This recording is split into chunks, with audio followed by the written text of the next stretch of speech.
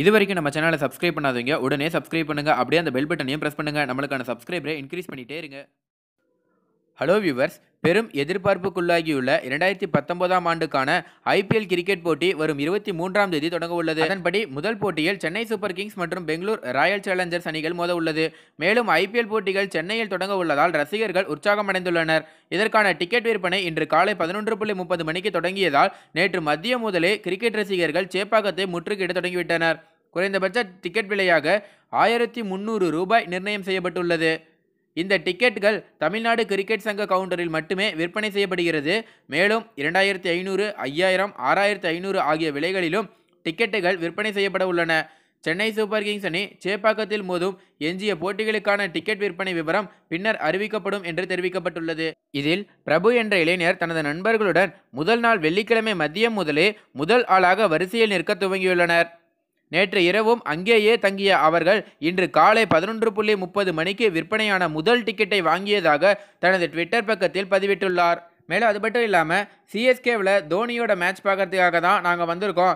எங்களுக்கு ஆல்ரெடி தெரியும். ஏன்னா கண்டிப்பாக கூட்டம் ரொம்ப ஜாஸ்தியாக இருக்கும். நாளைக்கு கொடுக்க போகிற டிக்கெட்டுக்கு இன்றைக்கி நின்னா தான் நம்ம முதல் டிக்கெட் வாங்க முடியும் அப்படிங்கிற ஒரே காரணத்துக்காக தான் பார்த்தீங்கன்னா நாங்கள் ஒரு நைட்டு ஃபுல்லாக பார்த்தீங்கன்னா அங்கேயே காத்திருந்தோம் அப்படிங்கிற மாதிரி ரொம்ப நெகிழ்ச்சியோடு சொல்லியிருக்காரு.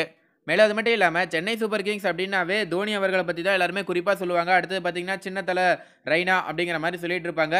அது மட்டும் இல்லாமல் போன வருஷம் பார்த்தீங்கன்னா பஞ்சாப்லேருந்து வந்த ஹர்பஜன் சிங் தமிழ் ரசிகர்களால் ரொம்பவே போற்றப்பட்டார் அப்படின்னே சொல்லலாம். என்ன காரணம் அப்படின்னு பார்த்தீங்கன்னா அவரோட ட்வீட் தான். அவர் ட்வீட்டில் ரொம்ப அருமையாக தமிழ்லேயே ட்வீட் போட்டதுனால எல்லா மக்களுக்கும் அவர் ரொம்பவே பிடிச்சி போச்சு அப்படின்னே சொல்லலாம். கடந்த வருடம் முழுவதும் தமிழ் புலவரை போல ட்வீட் செய்து வந்த அவர் தற்போது ராணுவ வீரன் போல் தமிழ் தேசியத்திற்கு மீண்டும் ஒரு முறை வந்துள்ளேன் என ட்வீட் செய்துள்ளார்.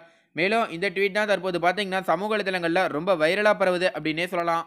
மேலும் அவர் என்ன சொல்லியிருக்காரு அப்படின்னு பார்த்தீங்கன்னா, பேரன்பிற்கும் பெரும் மதிப்பிற்குரிய என் அருமை சென்னை ஐபிஎல் ரசிகர்களே, மீண்டும் ஐபிஎல்லில் பங்கேற்க தங்கள் தமிழ் தேசத்திற்கு வந்துவிட்டேன். ஒரு ராணுவ வீரன் வருடத்திற்கு ஒரு முறை தன் சொந்தங்களை பார்க்க ஆனந்த கண்ணீருடன் வருவான். அதே உணர்வு தான் என்னுள் இப்போது அப்படிங்கிற மாதிரி அவர் பார்த்தீங்கன்னா ட்வீட் போட்டிருக்காரு.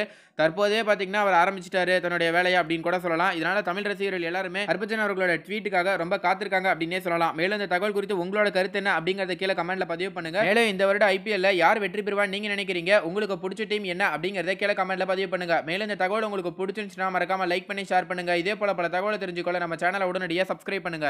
தேங்க்யூ.